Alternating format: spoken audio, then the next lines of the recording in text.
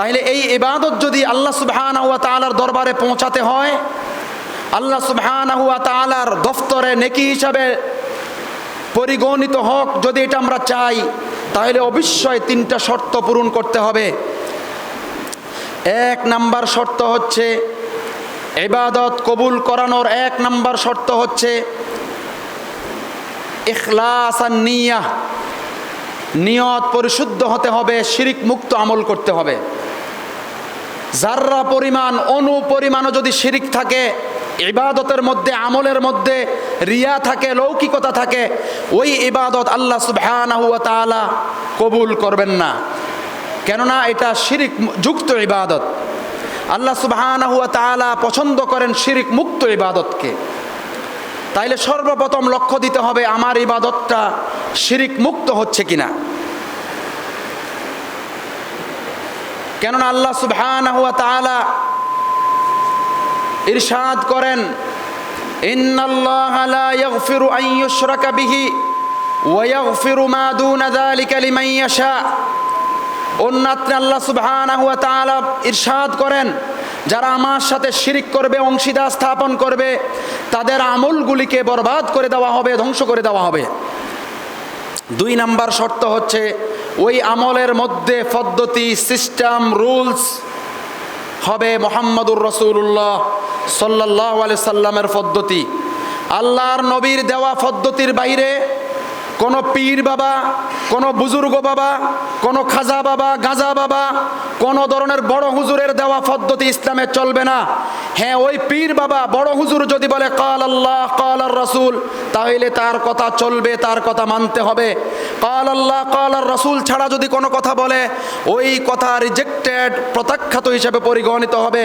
কেননা ইবাদত যদি কবুল করাতে হয়, তার মধ্যে দুই নাম্বার শর্ত হচ্ছে মুহাম্মদুর রাসূলুল্লাহ সাল্লাল্লাহু আলাইহি ওয়াসাল্লামের পদ্ধতি অনুযায়ী আমল করতে হবে।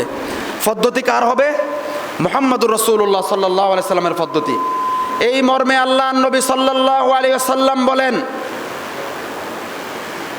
মান আমিলা আমালান, আমল করনেওয়ালা ব্যক্তি এমন কোন আমল করলো, লাইসা আলাইহি আমরুনা, যে আমলের মধ্যে আদেশ, নির্দেশ, পদ্ধতি আমি নবী দেখাই নাই, ফাহুয়া রাদ্দুন, এটা রিজেক্টেড, প্রত্যাখ্যাত, আল্লাহ সুবহানাহু ওয়া তাআলা কবুল করবেন না।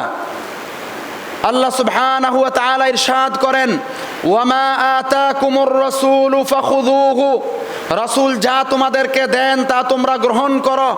ওয়ামা নাহাকুম আনহু ফান্তাহু, রাসূল যা বারণ করেন, নিষেধ করেন, তা থেকে তোমরা বিরত থাকো, দূরে সরে থাকো।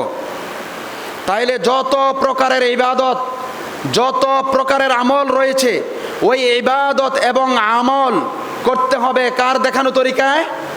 মুহাম্মদ সাল্লাল্লাহু আলাইহি সাল্লামের দেখানো তরিকায়। আমল যদি কবুল করাতে চান, তাহলে তিন নাম্বার শর্ত হচ্ছে হালাল খেতে হবে, হালাল ভক্ষণ করতে হবে। যদি হারাম গ্রহণ করেন, তাহলে আল্লাহ সুবহানাহু ওয়া তাআলা আপনার আমল কবুল করবেন না। তাহলে আমরা প্রিয় দ্বীনী ভাইরা জানতে পারলাম, তিনটা শর্ত যদি পূরণ করেন, তাহলে অবশ্যই আল্লাহ সুবহানাহু ওয়া তাআলা আপনার আমলকে, ইবাদতকে কবুল করবেন। এক নাম্বার শর্ত হচ্ছে শিরিক মুক্ত আমল করতে হবে, রিয়া মুক্ত আমল করতে হবে, লৌকিকতা মুক্ত আমল করতে হবে, আল্লাহ সুবহানাহু ওয়া তাআলার জন্য দাসত্ব করতে হবে। কেননা আল্লাহ সুবহানাহু ওয়া তাআলা সূরাতুল বাইয়িনার মধ্যে ইরশাদ করেন, ফা'বুদিল্লাহ, তোমরা এক আল্লাহর ইবাদত করো, মুখলিসিনা লাহুদ্দিন, এবং ওই ইবাদতটাকে, দ্বীনটাকে খালেস করো। কার জন্য? আল্লাহর জন্য। ইখলাসের সাথে নিয়তটাকে পরিশুদ্ধ করে ইবাদত করতে হবে আল্লাহর জন্য, কারো আল্লাহর সাথে কাউকে শিরিক করা যাবে না।